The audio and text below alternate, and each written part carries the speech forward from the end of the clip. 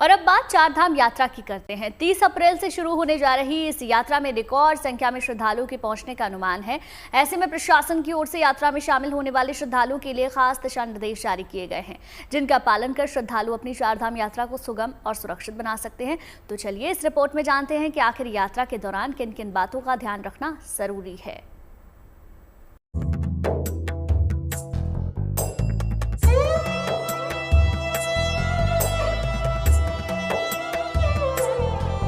देवभूमि उत्तराखंड में एक बार फिर से आस्था और भक्ति का मेला लगने जा रहा है, क्योंकि यहां अक्षय तृतीया के शुभ अवसर पर 30 अप्रैल से चार धाम यात्रा शुरू होने जा रही है, जिसको लेकर तैयारियां भी अपने अंतिम चरण में पहुंच गई हैं। और चार धाम यात्रा के लिए इस बार रिकॉर्ड संख्या में अब तक श्रद्धालुओं ने रजिस्ट्रेशन भी कराया है।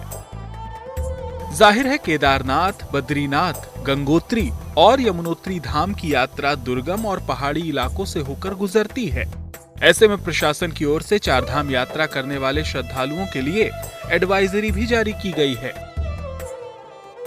अपनी यात्रा की योजना कम से कम 7 दिनों के लिए बनाएं। वातावरण के अनुरूप अपनी यात्रा का समय चुनें। चढ़ाई वाले मार्गों पर हर 1-2 घंटे बाद ब्रेक लेकर आगे बढ़ें। इसके साथ ही चार धाम यात्रा करने वाले श्रद्धालुओं को अपनी यात्रा के दौरान स्वास्थ्य को बेहतर रखने की खास तैयारी भी करनी चाहिए, जिसमें रोजाना 5 से 10 मिनट के लिए ब्रीदिंग एक्सरसाइज करनी चाहिए। रोजाना 20 से 30 मिनट वॉक करने की आदत डालें।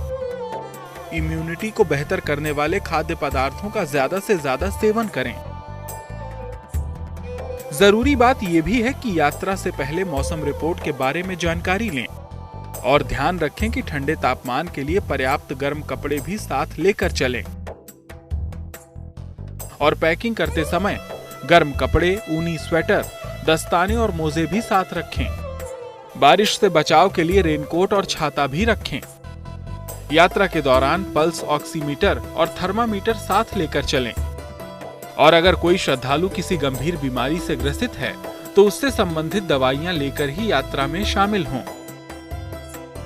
प्रशासन के ये वो तमाम अहम दिशा निर्देश हैं जिनका पालन कर श्रद्धालु अपनी चार धाम यात्रा को सुगम और सुरक्षित बना सकते हैं। Bureau report, good news today.